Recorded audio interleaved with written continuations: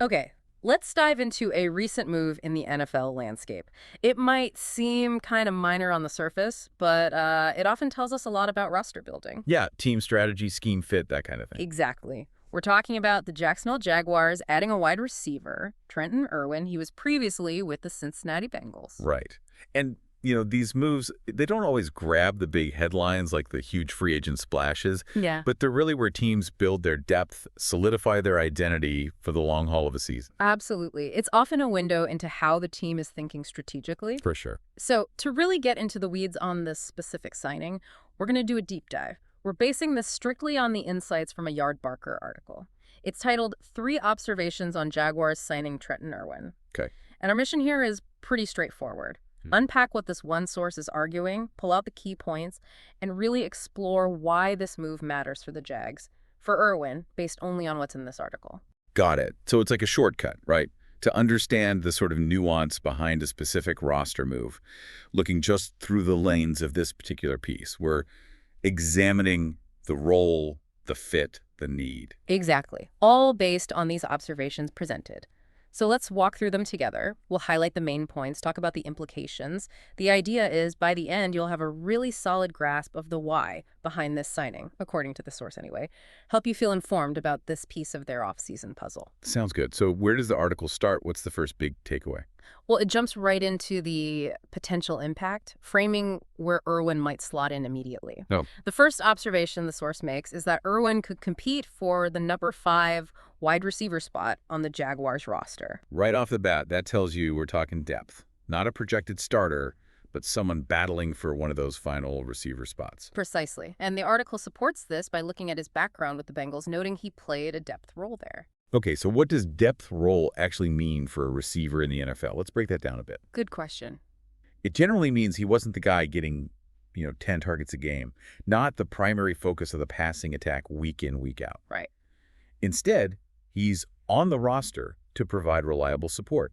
He's the player coaches trust to step in seamlessly if a starter needs a quick breather, or maybe more commonly, if an injury happens mid-game. So he knows the system, knows the game plan. Yeah, he's practiced all week, he understands his assignment, and he can execute without needing, like, a ton of extra reps to get up to speed in that moment. He's dependable. Okay, so he's shown he can function in an NFL offense, just maybe not as a high-volume guy. The article then builds on that, profiling him specifically. It says he profiles as a Nuss to 5 wideout. And that's not just a label thrown out there, right? The article connects it to specific skills it identifies. Exactly. It points to 3 key things that make him fit that not the 5 profile, things that are pretty essential for those depth guys. First, it notes he can block. Okay, blocking seems simple, but for a receiver, especially a depth receiver, that's huge, isn't it? It really is. And it's not just about, getting in the way. Good receiver blocking involves technique. Right, like sealing the edge on outside runs, right? hmm Or holding a block on a screen pass to spring the ball carrier. Even engaging defenders downfield on longer runs. Yeah. And if a receiver can't block effectively, or maybe just won't. It can kill a play, absolutely. Yeah. It limits what you can do in the run game, makes screen passes harder to execute. So for a depth guy trying to earn snaps, being a reliable blocker adds a ton of value, lets them contribute even when the ball isn't coming their way. Makes perfect sense. They need to contribute in multiple phases. So blocking is one. What's the second skill the article mentions? The second one is that he can line up inside and outside. Positional versatility. That feels like a buzzword you hear a lot now, but it seems especially important for depth players. Oh, massively important. Think about it. NFL roster spots are precious. You can only dress so many guys on game day. Yeah. So if you're competing for that 5th or 6th receiver spot, and you can only play in the slot, or only play the X position on the boundary, your value is kind of limited. Because you can only fill one specific gap if needed. Exactly. But if a player like Irwin, as the article suggests, can play outside as the X or the Z flanker and slide inside to play the slot, well, now he's way more valuable. Because he can cover multiple bases. Right, your starting boundary receiver gets banged up. He can step in. Need a specific package with 2 slot receivers. He can do that too. It gives the offensive coordinator options and, frankly, peace of mind. They know they have someone who can plug a hole pretty much anywhere in the formation without needing complex substitutions or forcing other guys into unfamiliar roles. Okay, so blocking ability, positional versatility. What's the third piece of this number 5 profile the article highlights? The third trait mentioned is that he can provide serviceable snaps in a pinch. Serviceable snaps. What does that really mean? Just being okay. It's more about reliability and competence, I think. Yeah. It means when his number's cold, maybe it's just for one play, maybe it's for a whole drive because someone's helmet came off, he executes his assignment correctly, Runs the right route. runs the right route to the right depth with the right timing, makes the catches he's supposed to make, maybe not the highlight reel diving ones, but the routine ones, Yeah. holds his block, doesn't commit silly penalties. Avoids the negative plays. Exactly. He understands what the play is trying to achieve and does his part without causing mistakes that stall the offense. And that in a pinch part points to those unexpected moments, right? An injury, a specific third down situation where you need that route runner, maybe a unique formation the game plan calls for. Yeah. In those spots, you get guys you can trust implicitly to just do their job. Yeah. No extra coaching needed on the sideline, no hand-holding. The article suggests Irwin brings that level of fundamental reliability. So he's the dependable fill-in. Won't necessarily win you the game on his own, but he won't lose it for you either. He executes. That seems to be the idea presented. Okay, so that covers his potential offensive role. But for these depth spots, special teams is often the ticket onto the game day roster, right? Does the article touch on that? It does, but it's interesting how it phrases it. It notes he has not played a ton of special teams in his career. Okay. That sounds like a potential negative for a guy trying to make the roster as the 5th or 6th receiver. You'd think so initially. Yeah. Because often, special teams is how those guys make their primary contribution and justify that active roster spot. Yeah. But the article immediately adds a specific piece of context. Is. It says he returned 21 kicks during his time with the Bengals. Okay, 21 kick returns. That feels specific and maybe significant. I think so.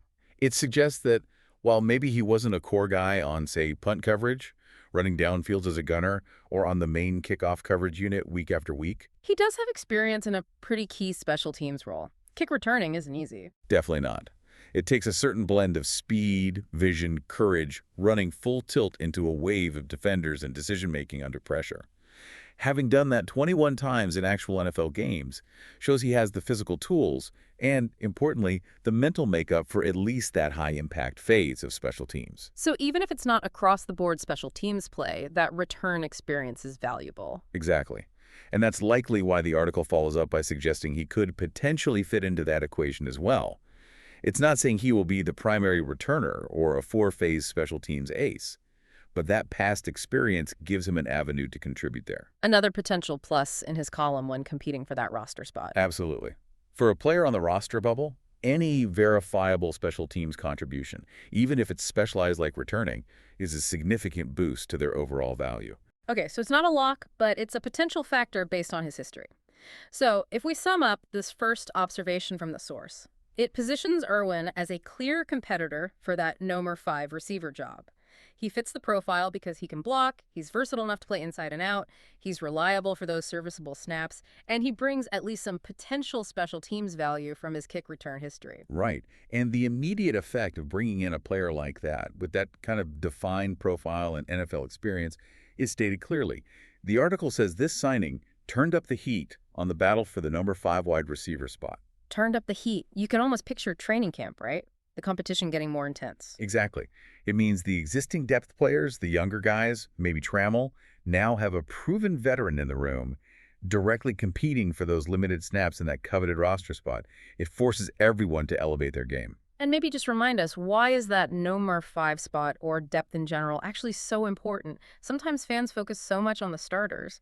Oh, it's absolutely critical. You look at a 17-game NFL season, plus playoffs, hopefully.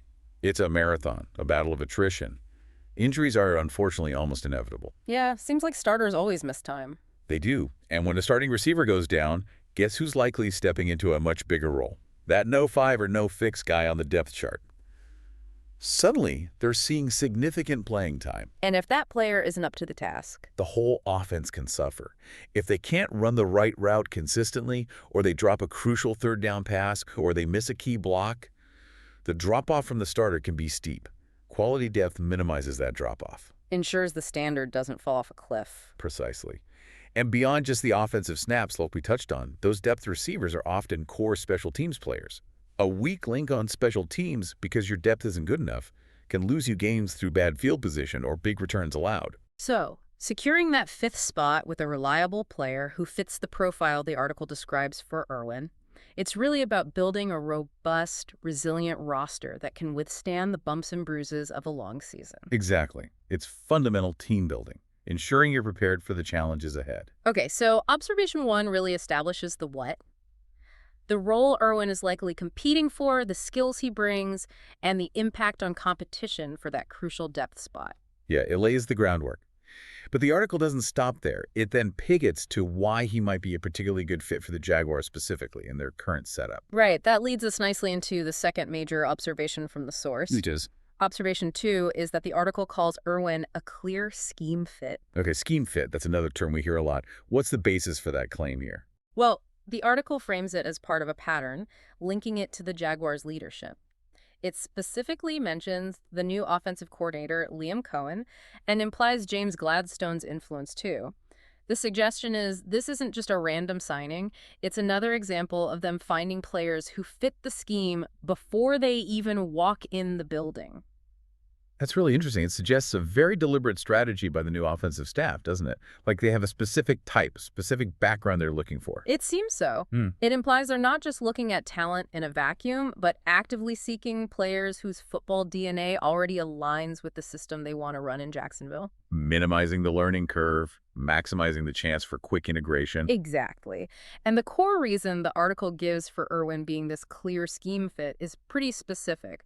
It says he played in a version of the Sean McVay offense with the Bengals. Ah, the McVay connection. That offensive system or tree has certainly spread its branches across the league, known for certain principles, right? Motion, play action, specific route concepts. Precisely. It's become really influential. And the article correctly identifies Zach Taylor, the Bengals head coach, as the one running the version Irwin played in. And crucially, it points out the lineage. Taylor worked directly under McVay with the Rams. So McVay to Taylor. Irwin plays for Taylor, and now the Jaguars' new OC is Liam Coen. Who also comes from that same McVay coaching tree. He worked with McVay directly as well. Okay, so you have this direct line of coaching influence.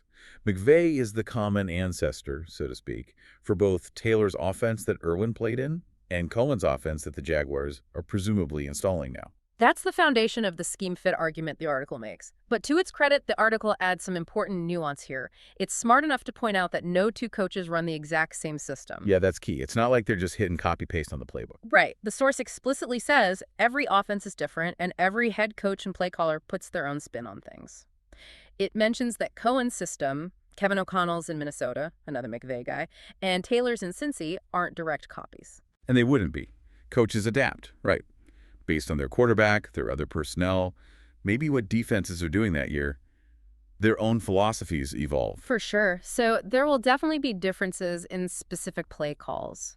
Maybe how often they use certain formations, points of emphasis. But the article argues, despite those inevitable variations, because they all share those strong roots in McVay's system. There are certainly a lot of similar aspects. Okay, so what kind of similarities are we likely talking about here? The things that would make Irwin feel kind of at home walking into Cohen's system, even if it's not identical to Taylor's? Well, think about the core language, the foundational concepts. That's probably where the biggest overlap lies. Like the terminology. Yeah, the terminology for formations, for motions, for the route tree itself. A dig route is probably called dig route, run to the same depth, expected to break at the same point, relative to the QB's drop in both systems, you know? Okay, so the basic building blocks, the communication in the huddle or at the line. Probably very similar. The way they use pre-snap motion, which is a huge staple of the McVay tree to identify coverages or create leverage. Irwin would likely be very familiar with that. The underlying philosophy of how to attack a defense, how to use formations and routes to create space and favorable matchups. That's likely deeply ingrained from his time with Taylor. So it's like learning a slightly different dialect of a language you already speak fluently, rather than learning a completely new language from scratch. That's a great way to put it. The core grammar, the sentence structure, it's all familiar. Maybe some vocabulary is slightly different, some phrasing has count and spin, but the foundation is the same. And that's why the article can confidently say, despite the nuances, that this is the exact offense Irwin has played in for the last several years. It's emphasizing that deep operational familiarity he possesses. And what's the practical advantage of that? Bringing in a depth guy who already speaks the language, so to speak. Oh, it's a huge advantage, especially when you're installing a new system or have a new coaching staff. Think about the time it takes for a player to learn a completely new NFL playbook. It's going to be immense. Hundreds of plays, adjustments, new terminology. Exactly. Reads against different coverages, timing with the quarterback, chemistry with other receivers. A player coming from, say, a completely different offensive philosophy, like maybe an old-school Air Coryell system, faces a massive learning curve just to get comfortable. They might spend weeks, even months, just trying to figure out the basics, where to line up, what the call means. But for Irwin, the article suggests a lot of that foundational work is already done. Precisely. He walks in already understanding the terminology, the core concepts, the timing, the coach's expectations for how routes should be run in the system. He doesn't have to waste mental energy translating. He can focus immediately on the finer points, building rapport with Trevor Lawrence, mastering Coen's specific wrinkles, competing physically. It just massively cuts down that ramp-up time. Hugely. It gives him a significant head start compared to someone else competing for that spot who might be coming from an outside system. He can potentially contribute reliably much faster. And the article reinforces this isn't just a one-off with Irwin, right? It mentions other players the Jags brought in with similar backgrounds. Yeah, it specifically lists Nick Mullins, the quarterback, and the tight ends Hunter Long and Johnny Munt. All guys who, like Irwin, have previous experience playing in versions of this McVay offensive system under different coaches. So seeing that pattern across multiple positions, QB, TE, WR, really strengthens the article's point that this is a deliberate strategy. Absolutely. It suggests Coen and the personnel staff are actively targeting players with this specific schematic background. They seem to believe that bringing in guys who already know the system's roots will accelerate the installation and execution of the offense across the board. It looks like a core philosophy for building their roster depth, especially under a new offensive regime. So observation 2 really nails down the why him part of the equation. His specific background makes him a potentially seamless fit for what the Jaguars want to do offensively, giving him an edge in getting up to speed and competing effectively for that depth role. Yeah, it really underscores the coaching staff's priorities. Yeah. They didn't just need a depth receiver. They seem to have specifically sought out one who could plug right into their offensive vision with minimal friction. Okay, so we've got the role he's competing for, observation 1. We've got why he's a particularly good fit for that role in Jacksonville, observation 2. Right. That sets the stage perfectly for the third and final observation from the article, which basically explains why this signing was needed in the first place. What was the underlying situation on the roster? Exactly. Observation 3 gets right to the point.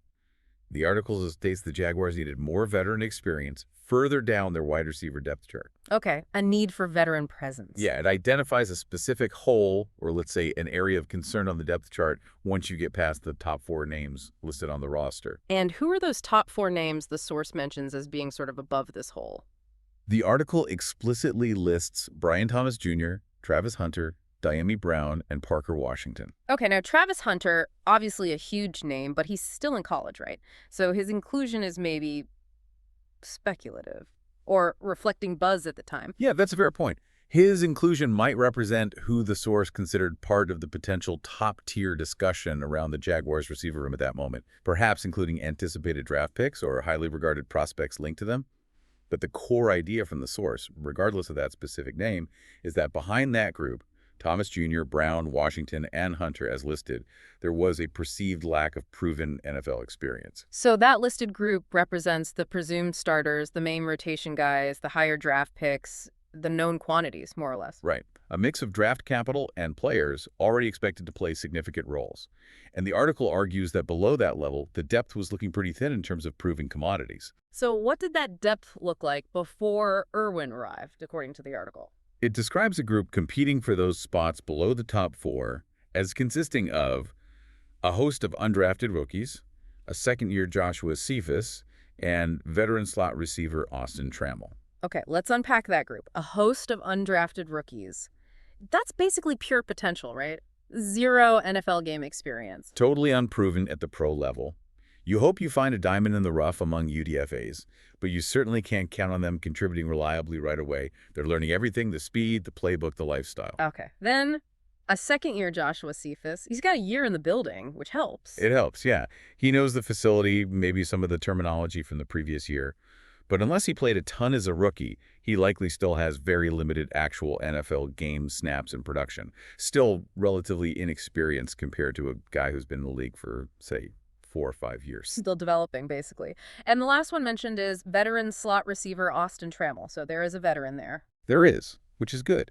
But the article specifically labels him a slot receiver. Now, having a good slot specialist is valuable, no doubt.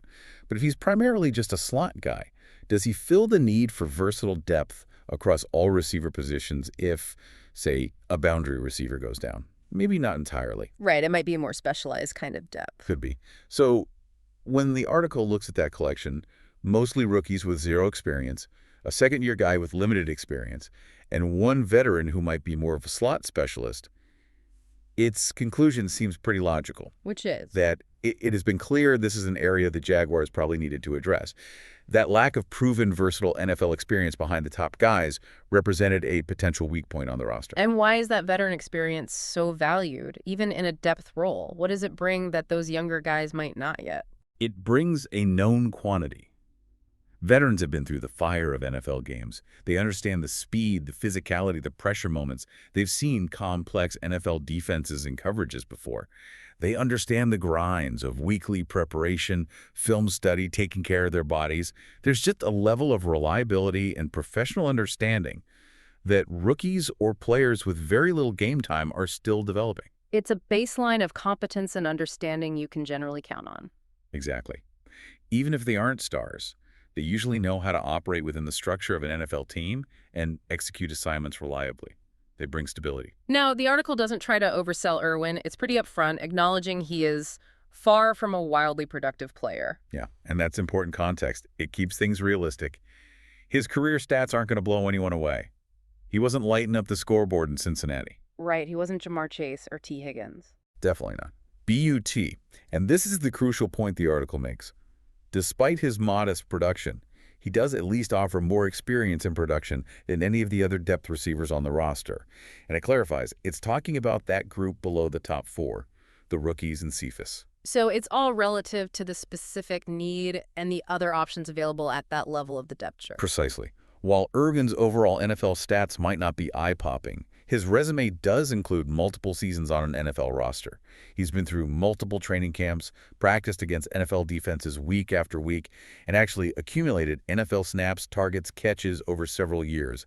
We know about those 21 kick returns, too. Tangible NFL experience. Tangible, verifiable NFL experience. Now compare that proven, albeit limited track record to the literal 0 NFL game experience of the undrafted rookies, or the very minimal game action Cephas likely has. Irwin clearly brings a higher floor of demonstrated professional capability right now. He's already proven he can survive and function in the league day in, day out. Right. That cumulative experience is valuable currency when you're building depth.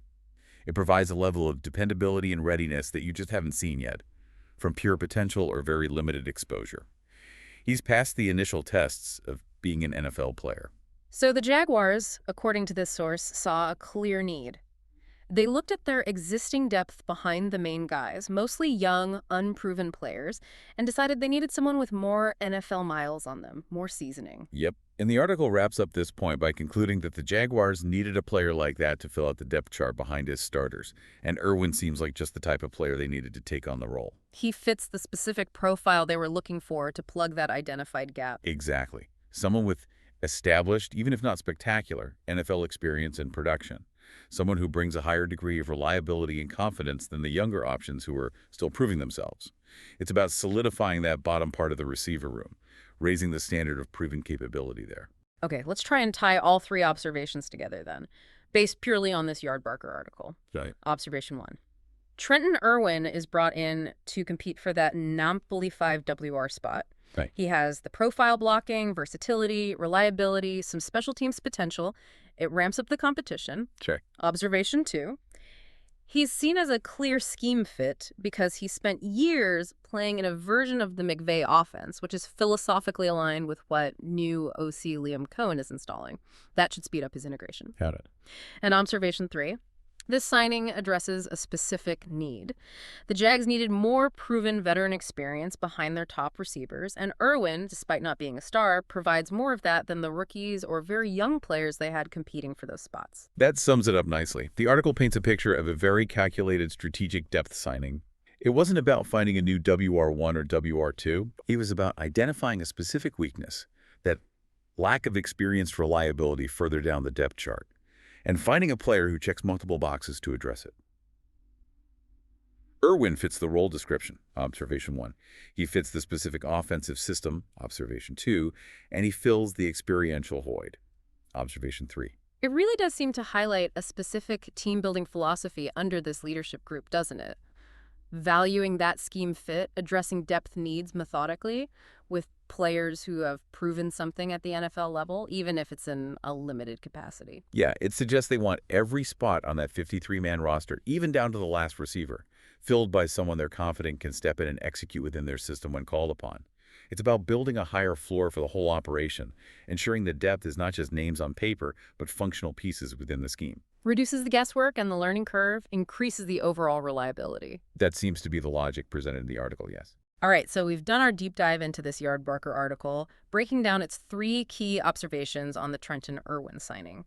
Hopefully you feel like you've got a much more detailed handle now on the strategic thinking behind this specific move, based solely on the perspective offered in this one source. Yeah, moving beyond just the transaction alert to understand the why and thinking about what this means going forward, especially in the training camp where these battles play out, it raises a final thought stemming directly from the article's points for you, the listener, to chew on. Okay, what's that? Given how much emphasis the article puts on Irwin's deep familiarity with this style of offense, the McVay roots, the terminology, the concepts, how much of a real advantage do you think that gives him in the actual competition for that Neville 5 spot? Compared to, say, other players who might be competing, maybe rookies, maybe Cephas, maybe even Trammell, who might be just as physically talented, maybe even more so, but don't have that built-in understanding of the system's language and principles. Yeah, how much does that mental head start actually matter when the pads come on and they're fighting for roster spots? Could that familiarity be the deciding factor, even if his physical ceiling isn't the highest? It's definitely something worth considering as we watch that competition unfold. Yeah. That built-in scheme knowledge could be a really significant tiebreaker, couldn't it? It really could. Something to keep an eye on for sure. Absolutely. Well, thanks for joining us for this deep dive into the Jaguars bringing Trenton Irwin aboard.